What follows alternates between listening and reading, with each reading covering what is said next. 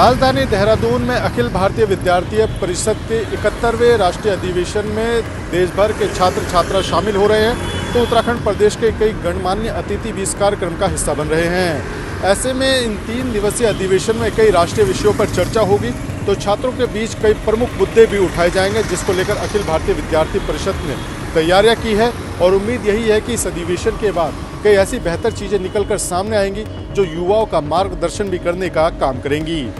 अखिल भारतीय विद्यार्थी परिषद के 71वें राष्ट्रीय अधिवेशन का आयोजन देवभूमि उत्तराखंड के परेड मैदान में किया जा रहा है।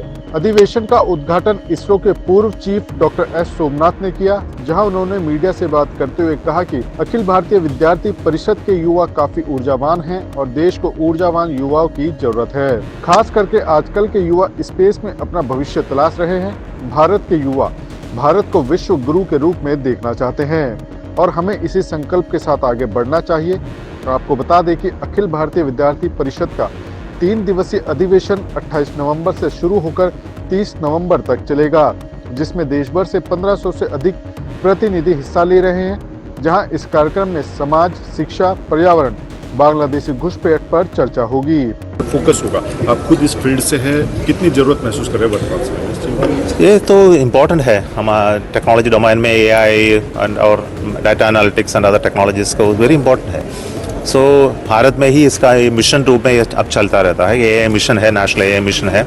सो इसमें मल्टी लैंग्वेज कल्चर है हमारे, 20 लैंग्वेज में NLP का निर्माण हो रहा है अब। There are other models called national GPT missions are also going on. So we are integrating the AI technology सभी डोमेन में इंटीग्रेट करना है, गवर्नेंस में यूज़ करना है, एग्रीकल्चर, मेडिकल डायग्नोस्टिक्स और टीचिंग, एजुकेशन, सभी जगहों पे AI का कई योगदान होगा।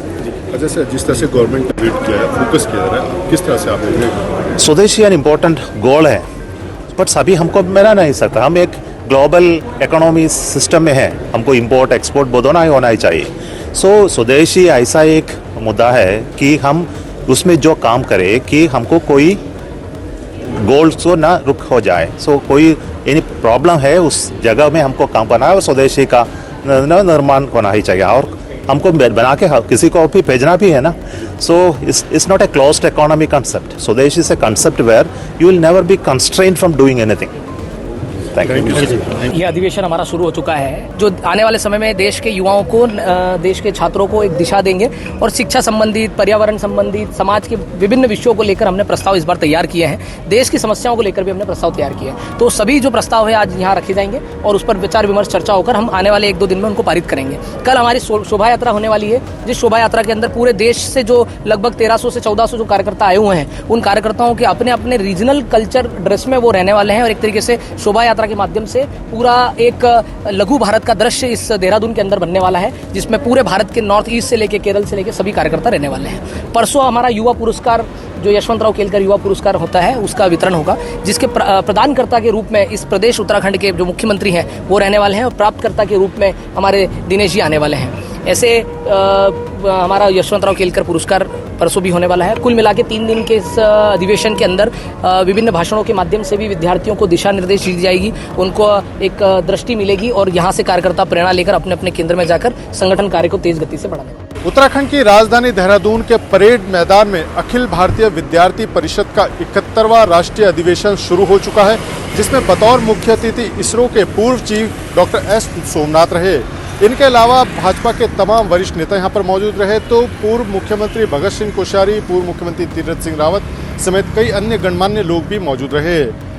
अखिल भारतीय विद्यार्थी परिषद के 71वें राष्ट्रीय अधिवेशन में कई मुद्दों पर चर्चा होगी, तो कई प्रस्ताव भी यहाँ पर पास किए जाएंगे और उम्मीद यही है कि आगे आने वाले समय में जो युवा हैं उनको क्या दिशा मिलनी चाहिए, इस पर यहाँ पर गहन मंथन होगा। और इस राष्ट्रीय अधिवेशन में देश भर के तमाम युवा विद्यार्थी जो अखिल भारतीय विद्यार्थी परिषद से जुड़े हुए हैं वो हिस्सा ले रहे हैं।